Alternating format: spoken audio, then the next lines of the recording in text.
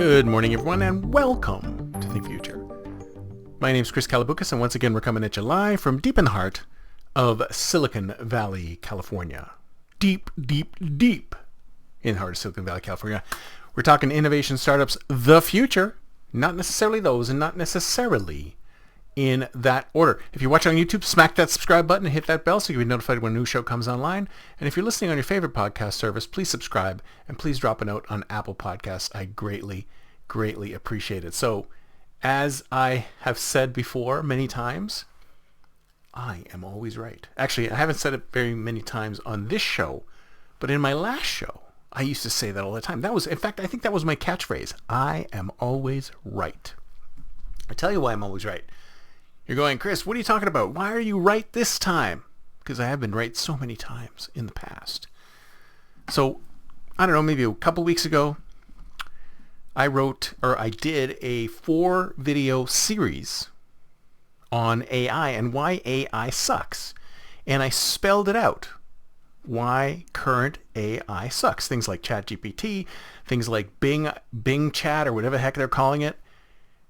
All of these chats that use humans as their models for behavior all suck. And I did a 4-video series describing that, but I'll recap. Let me recap it for you right now. So what I'm trying to say is that we use we use human behavior on the internet to train our AIs, because AIs, they don't just work out of the box. They're not like human beings that work out of the box. They have to be trained in their behaviors. And what we've been doing to train AIs is if we've been allowing just random people on the internet to train our AIs. And the problem with allowing random people on the internet to train our AIs is that people on the internet do not act like people in person. People in person act very civil to other human beings.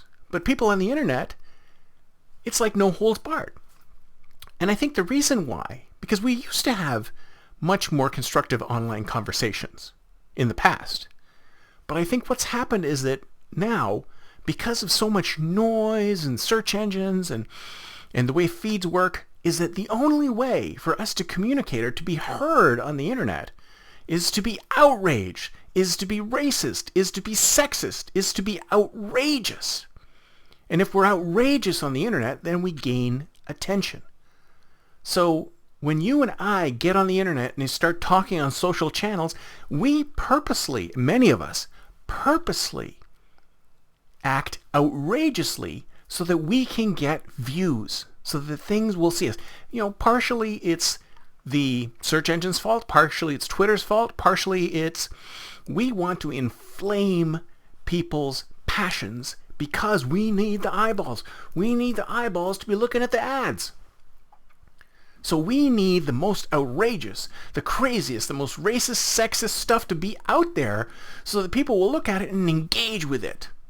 This is exactly the same way news works. News works by putting all of the stuff that makes you outraged out there. Why do you think nice news never really happens?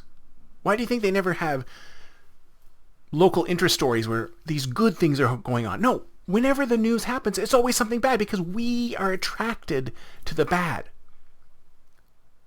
There's more attraction and concern over negative news than there is over positive news. So, what happens? We get on the internet, we give up our civility, and we be outrageous on purpose. We communicate in an outrageous way to gather attention. And this outrageous action is what these bots are using to train themselves. So some journalists asked Microsoft, why are these bots so bad? And that's exactly what they said. It's our fault. We are not civil to each other on the internet. So how can we expect our bots to be civil with each other, with human beings? In fact, what they're saying is that a lot of times people play around with them. They do social experiments with them. They don't try to train them to be good AI. They don't try to train them to act humanely or civilly. They try to get a rise out of them. They try to piss them off. They try to do something to make them outraged. So yes, it's our own fault. And I've said this in that series of videos.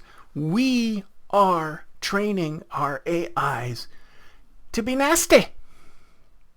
So how do we fix that? How do we do that? Well, it obviously needs a different training set, or a more expanded training set, or at least a non-internet focused training set. Because if you ask me, pretty much everybody on the internet works for outrage. The most popular stuff, the stuff that everybody watches, that everybody reads, that everybody sends virally around, has got to be outrageous. And if it's not outrageous, it doesn't get sent around, and therefore it doesn't have so much sway in the AI's corpus of data. So we need to use other sources to train our AIs to be more like human beings interacting in person.